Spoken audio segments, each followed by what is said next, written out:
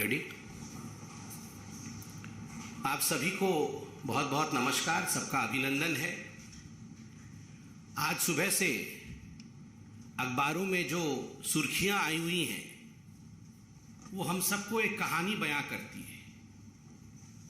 और आज की जो कहानी अखबार सुना रहे हैं वो कहानी एक महाराज और उसके महल की है। एक ऐसा महाराज जो बेशर्म है, एक ऐसा महाराज जिसके केवल महल की रिनोवेशन की कहानी नहीं है, ये पूरे के पूरे उसके आइडियोलॉजी और उसके पार्टी के लोग, उसके पार्टी के सोच के रिनोवेशन की कहानी। ये वो महाराज है जो न जाने कहां से आवाज निकालते थे और कहते थे, मैं कुछ नहीं लूंगा, मैं घर नहीं लूंगा, मैं बंगला नहीं लूंगा, मैं गाड़ी नहीं लूंगा, मैं लाल बत्ती कार नहीं लूंगा, मैं सरकारी गाड़ी नहीं लूंगा, मैं सिक्योरिटी नहीं लूंगा। कुछ नहीं से सब कुछ ले लूंगा जी। ये उस महाराज के रिनोवेशन की कहानी है। केवल महल का रिनोवेशन नहीं हुआ, महाराज के मानसिकता का रिनोवेशन, कि किस प्रकार से कुछ नहीं लूंगा जी से सब कुछ लूट लूंगा, कुछ नहीं छोड़ूंगा। ये जो परिवर्तन हुआ है, ये उस महाराज की कहानी आज हम बयां करने वाले हैं। याद करिए, दुबले पतले से वो महाराज, डबल एक्सेल का शर्ट और उसके ऊपर ये कलम, जिस कलम में केवल एक बार ही रिफिल भरा गया था। जब 2013 में महाराज ने ये दस्तावेज साइन किए थे, एफिडेविट दिया था, ये महाराज का दस्तावेज एफिडेविट है, एक ही बार इस कलम में रिफिल भरा गया है। आज तक उस कलम में रिफिल नहीं है, वो कलम केवल कपड़े में लगा रहता है, क्योंकि हस्ताक्षर तो मंत्री करते हैं। भ्रष्टाचार का काम करने का काम तो मंत्री करते हैं। महाराज ने एक ही बार हस्ताक्षर किया था और उसमें क्या लिखा था? उसमें लिखा था, मैं शपथ लेता हूं, मैं लाल बत्ती की गाड़ी नहीं लूंगा, मैं शपथ लेता हूं, मैं अपने लिए अनावश्यक सुरक्षा नहीं लूंगा। सुरक्षा बल नेताओं की सुरक्षा के लिए नहीं है, बल्कि आम आदमी की सुरक्षा के लिए होनी चाहिए। नेता को आम आदमी से ज्यादा सुरक्षा नहीं होनी चाहिए। मैं शपथ लेता हूं, मैं बड़ा बंगला नहीं लूंगा, आम आदमी की तरह सामान्य घर में रहूंगा। और बहुत सारी शपथ ली है, एक ही बार कलम का इस्तेमाल करके हस्ताक्षर किया था। महाराज ने शपथ किया था कि मैं शपथ करता हूं, मैं घर नहीं लूंगा। आपको मैं वीडियो भी दिखाऊंगा जिसमें महाराज अरविंद केजरीवाल कह रहे हैं, मैं क्यों घर लूंगा जी, मेरे तो अभी जिस घर में रहता हूं उसमें तो 4-5 कमरे हैं, मैं 4-5 कमरे में ही रहूंगा और सरकार में भी आऊंगा तो 4-5 कमरे से ज्यादा कमरे नहीं लूंगा। और मैं सरकार से भी निवेदन करता हूं कि एक छोटा सा घर मुझे दिया जाए, मुझे कोई बंगला नहीं दिया जाए, मुझे कोई गाड़ी नहीं दी जाए, और ये जो सरकार ने मुझे आवंटित किया है घर, इस घर को सरकार वापस ले ले। इस प्रकार की बातें करते थे। और आज मैं उस महाराज की हवस जो ऐसो आराम के लिए है, ऐसो आराम के लिए जो इस महाराज की हवस है, उसके हवस की कहानी सुनाऊंगा कि पैसे और ऐशो आराम के लिए किस प्रकार का इसका हवस है। मीडिया ने बताया है कि 45 करोड़ रुपए खर्च करके अरविंद केजरीवाल जी की जो सरकारी बंगला है उसका रिनोवेशन किया गया है। 45 crore rupees have been spent for the renovation of the bungalow of mister Arvind Kejriwal. इस 45 करोड़ रुपए को अगर हम देखें कि किस प्रकार से खर्च किया गया है, जो सिविल लाइन उनका सरकारी बंगलो है फ्लैग स्टाफ रोड में, आपको जान के आश्चर्य होगा। इसमें पर्दे की एक कहानी है, इसमें टाइल्स की एक कहानी है, इसमें मेटल फिटिंग्स की एक कहानी है, इसमें किचन की अपनी एक कहानी है।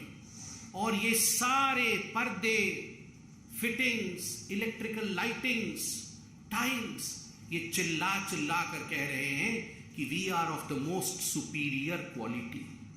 हम सबसे सुपीरियर क्वालिटी के हैं। और आज मैं आपके सामने वो दस्तावेज, तमाम दस्तावेज दिखा रहा हूं, जो दस्तावेज महाराज अरविंद केजरीवाल जी के घर की रिनोवेशन की कहानी को बयां करते हैं। आप ध्यान से इन दस्तावेजों को देखें।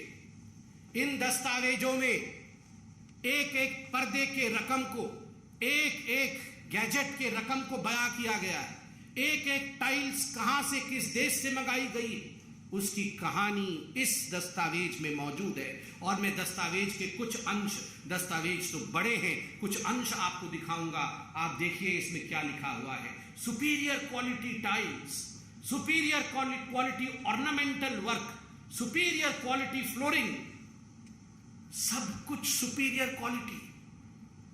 इंफीरियर नहीं होना चाहिए जी। ये इंफीरियर क्वालिटी तो आम आदमी की कहानी है। मैं तो महाराज हूं, सब कुछ सुपीरियर होना चाहिए। किचन के रिनोवेशन के लिए किस प्रकार करोड़ों के खर्च हो रहे हैं, वह भी इसमें बयां किया गया है कि केवल किचन के लिए कितने करोड़ों के खर्च है। अब मैं आपके सामने एक एक करके कहानी बयां करूंगा। पर्दे की कहानी। पर्दे में रहने दो, पर्दा ना उठाओ। पर्दे में रहने दो, पर्दा ना उठाओ। पर्दा जो उठ गया तो भेद खुल जाएगा। मगर मैं धन्यवाद देता हूं मीडिया का, पर्दा आखिरकार उठ ही गया। और एक एक पर्दा ये 8 लाख रुपए की, 23 पर्दे, 23 पर्दों का ऑर्डर दिया गया। 8 पर्दे लगा दिए गए, 15 पर्दे बाकी है। मुझे तो ये प्रेस कॉन्फ्रेंस करते हुए भी बड़ा अजीब लग रहा है कि पर्दों के ऊपर प्रेस कॉन्फ्रेंस हो रहा है। अगर पर्दे भी तो कोई साधारण पर्दे नहीं है, महाराज के पर्दे। पहला पर्दा, उसका रकम लिखिए आप, 5,05,087 रुपीज, ये पहला पर्दा। दूसरा पर्दा 6,22,340 रुपया का है। तीसरा पर्दा 5,59,162 रुपीज। चौथा पर्दा, और ये सबसे महंगा पर्दा है, 7,94,062 रुपए का। 7,94,000, गलती से मैंने 62 बोल दिया, 71, मतलब कुल मिलाकर के ये एक पर्दा लगभग 8 लाख रुपए का है, सबसे महंगा पर्दा है। पांचवा पर्दा 3,57,291 रुपीज। छठा पर्दा 5,84,594 रुपीज। सातवां पर्दा 6,09,13 रुपया का। और आठवां पर्दा जो सस्ता है 3,92,247। ये सबसे सस्ता पर्दा इसमें है, ये पांचवा पर्दा है जो 3,57,291 का, ये सबसे सस्ता है। बाकी तो सब बहुत ही महंगे हैं, 8 लाख के पर्दे। महाराज की कहानी सोच के देखिए, अरविंद केजरीवाल जी की 8-8 लाख रुपए के पर्दे लगा रहे हैं। ये तो पर्दे की कहानी है। ये वही अरविंद केजरीवाल है जो गले में मफलर लगा के आते थे, पुरानी कार में आते थे। और इनके सारे मंत्री, याद करिए, जब शपथ ग्रहण समारोह रामलीला मैदान में हुआ था तो सारे ऑटो में लटक के आए थे। एक ऑटो में 7 लोग लटक के आए थे, 2 आगे लटके हुए थे, 2 पीछे, और 1-2 पीछे अंदर बैठे हुए थे। वो बैठा कोई शायद नहीं हुआ था क्योंकि कैमरा नहीं दिखता, इसलिए सभी लटके हुए थे। सभी लटक के आए थे और कह रहे थे जी हमारे पास तो गाड़ी नहीं है जी, हम तो बहुत ही सिंपल हैं, हम तो गाड़ी नहीं लेंगे जी, हम तो ऐसे ही लटक लटक के ऑटो में चलेंगे। और आज 8 लाख के पर्दे लटकाए हुए। पता नहीं वो वैगनर गाड़ी कहाँ है अरविंद केजरीवाल जी की, आप लोग ढूंढिए, कभी देखिए उसको। एंटीक पीस बना के उसी घर के अंदर सजाया होगा, कहीं डेकोरेटिव आइटम बना के, उसमें भी 1-2 करोड़ खर्चा किया होगा जरूर। ये पर्दे की कहानी। अब मार्बल की कहानी। मार्बल की कहानी है ऐसी है कि मार्बल हमारे देश में वो मिलता नहीं है, वियतनाम से मंगाया गया, क्योंकि देश के मार्बल से पसंद नहीं थे अरविंद जी।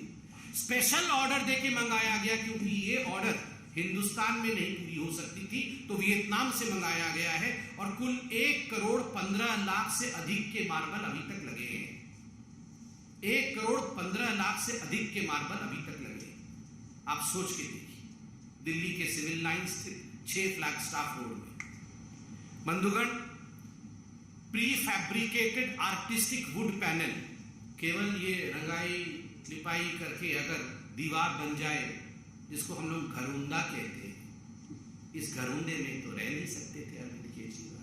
तो प्री फैब्रिकेटेड वुडन वॉल्स, ये साधारण दीवारें नहीं होनी चाहिए, वुडन वॉल्स प्री फैब्रिकेटेड, तो उस पर खर्च किया गया 4,37,37,000, लगभग 5 करोड़ रुपए आपने केवल दीवारों पे वुड लगाने के लिए खर्च कर दिया गया।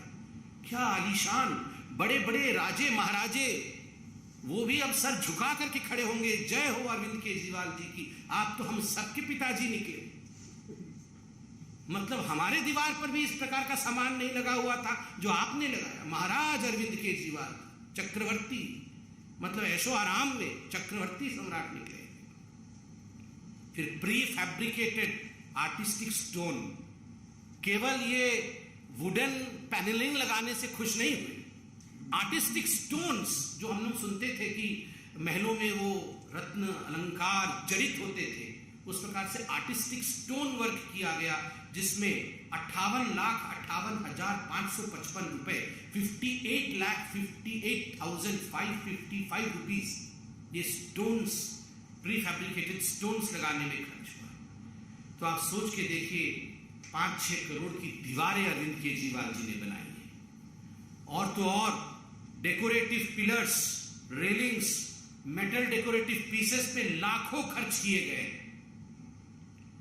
बंधुगण, कुल मिलाकर के ये सब 45 करोड़ 45 करोड़ रुपए का खर्च करके, मगर अभी इस कहानी का सबसे दर्दनाक मोड़ जो मैं आपके सामने रखने वाला, the most pathetic issue as far as the renovation of this whole महल of Arvind Kejriwal ji is concerned, कि ये उस समय रिनोवेट हो रहा था जब कोरोना की महामारी से पूरे दिल्ली में हाहाकार मचा हुआ था। मैं डेट के साथ आपको पूरा पीस रखूंगा, आपके सामने पूरे आंकड़े रखूंगा। आज समझ में आ रहा है कि अरविंद केजरीवाल जी जिस समय दिल्ली में ऑक्सीजन सप्लाई केंद्र तो कर रही थी, टैंकर तो आ रहे थे, मगर टैंकर अस्पतालों तक पहुंच नहीं पा रहे थे।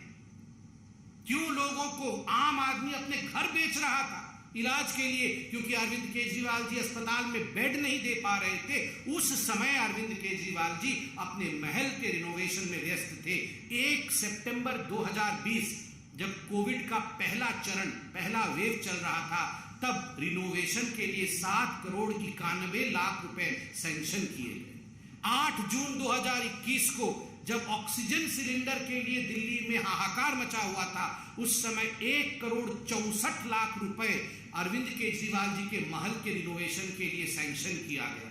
22 अक्टूबर 2021 को जब कोविड का विषय पूरा चल रहा था, उस समय 9,09,00,000 रुपए सैंक्शन किए गए। 30 दिसंबर 2021 को 5,73,00,000 रुपीस सैंक्शन किए गए, मगर ये कम पड़े, इसलिए 8 करोड़ रुपए और देने पड़े और 8 करोड़ खर्च हुआ। और 29 दिसंबर 2020 को 9,34,00,000 रुपीस, 9,34,00,000 रुपया ये सैंक्शन किया गया महल के रिनोवेशन के लिए। आप सोच के देखिए, आप सोच के देखिए किस प्रकार का ये विलासिता की कहानी है। जब लोग कोरोना के हाहाकार से परेशान थे, जीवन त्याग रहे थे, अपने घर बेच रहे थे, उस समय अरविंद केजरीवाल जी अपने महल को रिनोवेट कर रहे थे। और बंधुगण, यहाँ पत्रकार बैठे हैं, मैं सभी पत्रकारों को हाथ जोड़ के आज धन्यवाद दूंगा। ये धन्यवाद बीजेपी की तरफ से। कुछ खबर हम भी रखते हैं, हमें भी खबरें आती है। केवल अरविंद केजरीवाल जी को एसीबी, ईडी, आईबी ये सारे लोग फोन करते हैं, बताते हैं, हमें भी कुछ लोग फोन करते हैं। कल लोगों ने बताया हमें कि जब से ये दस्तावेज आए हैं, तब से अरविंद केजरीवाल जी ने सभी पत्रकारों को, जो प्रमुख टीवी चैनल, उनके संपादकों को फोन किया है, उन्हें कहा है कि आप ये न्यूज मत चलाइए। और 20 करोड़ से 50 करोड़ रुपया तक ऑफर किया गया है चैनलों को कि आप 20 करोड़ रुपया लीजिए, नहीं तो हम 50 भी देने को तैयार है। मगर मैं धन्यवाद देता, आज सभी अखबारों ने इसको प्रमुखता के साथ छापा।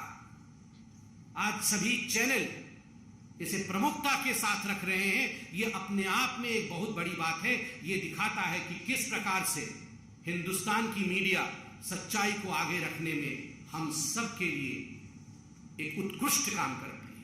और अब जरा सुनिए महाराज की जुबानी कहानी। छोटा सा आदमी हूं, छोटा सा, मेरी बहुत छोटी सी औकात है। आज मेरे घर में 4 या 5 कमरे हैं। मैं जहां भी जाऊंगा 4-5 कमरों से ज्यादा की मेरे को क्या जरूरत है भाई साहब। 4-5 कमरे ही चाहिए, हाथ पैर पसारने के लिए उतनी जगह चाहिए, और जगह की क्या जरूरत है। कल से मेरे कई चाहने वाले, मेरे दोस्त और मेरे हमारे जो पार्टी के सपोर्टर्स हैं, उन लोगों के मेरे पास फोन आए, उन लोगों के और जो जनता के भी फोन आए, उनके मैसेजेस आए और उन्हें लगा कि मुझे ऐसे घर में नहीं जाना चाहिए।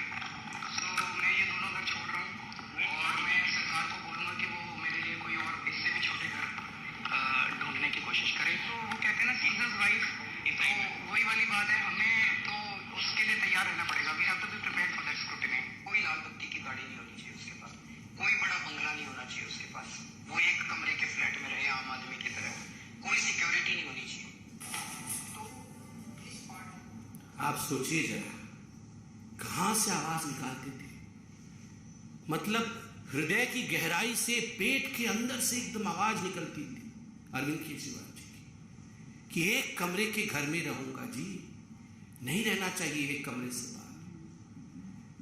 मैं तो सिर्फ उतना ही, मुझे उतना ही स्थान चाहिए, पैर पसार लूं बस, मेरा पैर बस दीवार से ना लगे, दीवार और पैर के बीच में इतनी जगह होनी चाहिए, बस उतना ही जगह चाहिए। कहां से ये आवाज निकालते थे और कहां से कहां पहुंच गए। पैर पसारने से लेकर शराब घोटाले तक और शराब घोटाले से लेकर महल के रिनोवेशन तक की एक कहानी आज भारतीय जनता पार्टी ने मीडिया के माध्यम से जनता के समक्ष रखा है। जनता, ये है महाराज अरविंद केजरीवाल और उनके महल के भ्रष्टाचार की कहानी। आप जरूर इसे देखें, जानें और महाराज को परखें और पहचानें। धन्यवाद। जब से टाइम्स नाउ नवभारत ने ऑपरेशन शीश महल दिखाया है, आम आदमी पार्टी की तरफ से इस पर कोई वाजिब जवाब तो नहीं आया, लेकिन वो कह रहे हैं कि प्रधानमंत्री का 500 करोड़ का घर बन रहा है, उनके यहाँ रेनोवेशन हो रहा है, वो तुलना कर रहे हैं कि प्रधानमंत्री का भी तो बन रहा है। देखिए, मैं बड़े स्पष्ट रूप से कहना चाहता हूं, पहले तो टाइम्स नाउ नवभारत का बहुत बहुत धन्यवाद। आपने जिस प्रकार से इस पूरे विषय को उठाया है, दस्तावेजों के साथ, वैज्ञानिक दृष्टिकोण के साथ इस पूरे विषय की आलोचना करके इसके सच्चाई का उजागर किया है, यह मुझे लगता है प्रलोभनों के बावजूद, बहुत प्रलोभन दिए गए होंगे, यह हमें भी पता चल रहा है, यह दिखाता है कि एक सच्चाई के साथ पत्रकारिता आगे बढ़ी है।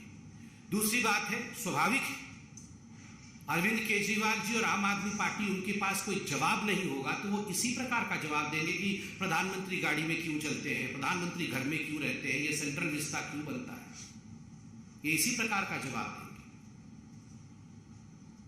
सेंट्रल विस्ता किसी की प्रॉपर्टी नहीं है, सेंट्रल विस्ता देश की प्रॉपर्टी है, ये हमारी देश की शान है। और अरविंद केजरीवाल वो व्यक्ति हैं जिन्होंने बच्चों की कसम खाई थी, जिन्होंने ये कहा था कि हम एक कमरे में रहेंगे। मैंने आपको सुनाया, हम राजनीति बदलने आए।